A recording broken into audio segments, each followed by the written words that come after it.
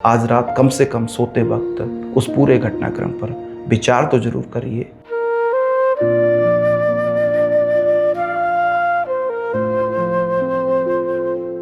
उनके चेहरे को, उनके मंतव्य को, उनकी स्थितियों को जरूर आत्मसात करिएगा आंख बंद करते वक्त।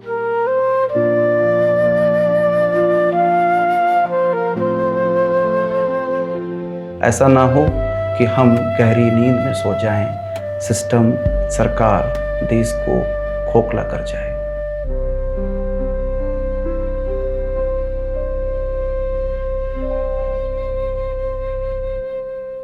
सर, डेवलपमेंट की बात अगर करें तो डेवलपमेंट तब होगा जब हमारा देश शिक्षित होगा, लेकिन शिक्षा के ही मुद्दे उठा रहे और सरकार वो सुनने को तैयार नहीं है। क्या सरकार क्या चाहती है कि हमारे देश में शिक्षा ना रहे? शिक्षित लोग ही विरोध कर रहे थे, संसद मार्च कर रहे थे। उसमें कितने अशिक्षित थे? 95% शिक्षित लोग रहे होंगे। जो शिक्षित हैं, सजग हैं, समझते हैं, समझदार हैं, नागरिक उत्तरदायित्वों का निर्वहन कर रहे हैं, वही तो प्रोटेस्ट कर रहे हैं। और शिक्षित समाज को डंडे के बलबूते हाँक दिया जाएगा तो आप क्या ही उम्मीद करेंगे? सर, अब एक अंतिम सवाल है कि अब ये आंदोलन की दिशा क्या होगी? आंदोलन किस दिशा में जाएगा, क्या होगा, मांग पूरी होगी, नहीं होगी, धर्मेंद्र प्रधान इस्तीफा देंगे, नहीं देंगे, सरकार की स्थिति कैसी होगी, ये सब भविष्य के सवाल हैं। पर इस आंदोलन के कुछ सबक हैं जो मैंने बताया कि लोग अभिव्यक्ति के प्रति सजग हुए हैं। लोग अपनी बात को कहने के लिए घर से बाहर निकल कर आ रहे हैं। लोग सरकार को बेलगाम नहीं होने देना चाहते हैं। लोग ये चाहते हैं कि हमारी सरकार वो जनता के प्रति उत्तरदायी हो, पारदर्शिता हो, करप्शन नहीं होना चाहिए और सीधे संवाद जनता से सरकार का होना चाहिए।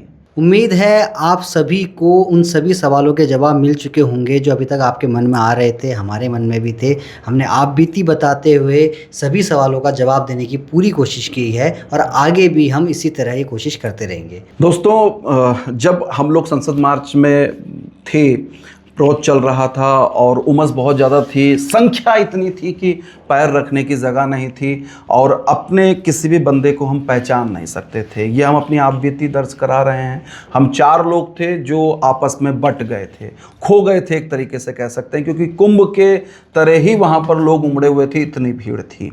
ऐसे में जब राहुल मुझको कवर कर रहे थे और चौथे बैरिकेडिंग के आगे हम पहुँच गए थे, 5वें की ओर हम बढ़ रहे थे, तभी 2 आंसू गैस के गोले, एक तो करीब 10 कदम दूर ही हमारे गिरता है और हम थोड़ा सा साइड होते हैं और उसका धुआं, चूँकि आंसू गैस जब भी गिरता है गोला तो वो धुआं उसका आगे की ओर जाता है, तो हम पीछे हो गए थे, साइड हो गए थे, उससे बचने की कोशिश की और लेकिन उसका असर जो होता है वो पूरे शरीर में होता है, आँखों में होता है और नाक और मुंह के माध्यम से जब वो गैस अंदर पहुंचती है तो मेरा ऊपर का जो हिस्सा है, अभी भी तलवा जिसको कहते हैं, वो ऐसा लग रहा है कि सीमेंटेड हो गया है और वो ठोस हो गया है। तो राहुल चूँकि नया था, हमने तो ऐसे संसद मार्च पर या और जगह भी आंदोलन कवर किए हैं तो कई दफ़ा आंसू गैस के गोलों का सामना हुआ है मेरा तो, लेकिन राहुल के लिए नया था तो मुझे बड़ी चिंता थी इसकी कि यार क्या होगा, कैसे होगा। तो मैंने फटाफट, एक हाथ में मेरे माइक था, जैसे ही दूसरा आंसू गैस का गोला 10-15 कदम पे फिर आता है एक, तो वैसे ही मैं माइक मेरे पास था ही आईडी, और जो कैमरा था वो कैमरा मैंने कहा इसको डिस्टर्ब ना करेगा तो वो कैमरा मैंने ले लिया राहुल तुमसे।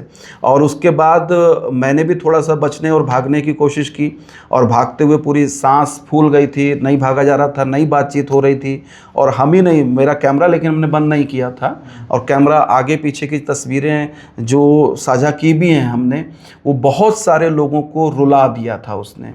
आंसू निकलने लगे थे और उस समय पूरे चेहरे पर, बालों में अजीब सा भारीपन और एक तरीके से वो हो गया था, सर भारी हो गया और चेहरे पर और हाथों पे यहाँ जो जलन मचनी शुरू हुई थी, उस जलन को व्यक्त कर पाना आसान नहीं है। तो कल ऐसे तमाम सारे मीडिया कर्मी थे, उन सब ने भी उस पुलिस जाति का ना सिर्फ वो गवाह बने हैं बल्कि उस जाति को झेला है, महसूस किया है। तो अनसुनी आवाज़ की टीम में भी उस चीज़ को बहुत शिद्दत से महसूस किया। शीतल, शालिनी, या राहुल, हम लोग खाने पीने के लिए भी कुछ नहीं था, पूरी रात हम लोग जगे रहे और 4:30-5 बजे तक तो हम लगातार कवरेज करते रहे। और वो रविंद्र और कश्मीर ऑफिस में एडिटिंग करते रहे और उसके बाद सोने की कोई व्यवस्था नहीं थी। गाड़ी को ही हमने बेड बनाया, थोड़ी देर आराम करने की कोशिश की। तो एक रेस्टोरेंट पे, बहुत महंगा रेस्टोरेंट था वो, तो वहाँ पर हम लोग गए और उनसे हमने निवेदन किया कि भाई फ्रेश होना है, ऐसे हैं, जर्नलिस्ट हैं, उत्तराखंड से आए हैं, रुद्रपुर से। उन्होंने माना और कहा कि ठीक है आप कर लीजिए।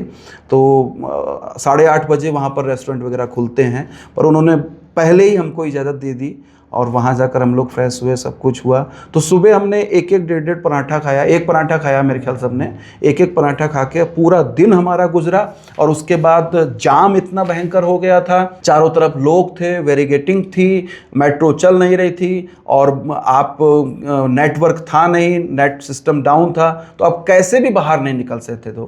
तो ऐसे भूखे प्यासे हम अनसुनी आवाज़ की टीम ही नहीं बल्कि तमाम सारे हजारों प्रदर्शनकारी आंदोलनकारियों के साथ साथ सैकड़ों की तादाद में जो मीडिया कर्मी थे वो भी कल भूखे प्यासे चले हैं कई कई किलोमीटर। मुझे लगता है कि हमारी टीम के लोग, हम लोग 8-10 किलोमीटर से ज़्यादा पैदल चले होंगे पूरा कवर करने के दौरान। तो ये एक अनोखा अनुभव था। कभी निकट भविष्य में फिर हम उन अनुभवों पे चर्चा कर लेंगे। तो ये अनसुनी आवाज़ की आप बीती के साथ साथ उस आंदोलन के सबक भी थे और उस आंदोलन से निकल रहे सवालों के कुछ जवाब भी थे जो हमने अपनी समझदारी से तलाशने की कोशिश की है। आप भी जाइए, सोचिए, विचार करिए और एक एक पहलू पर ठीक से मंथन करिए, क्योंकि ये देश के लोकतंत्र की सेहत का सवाल है। ये देश के लोकतंत्र को बचाए रखने के लिए नौजवानों के भविष्य का सवाल है।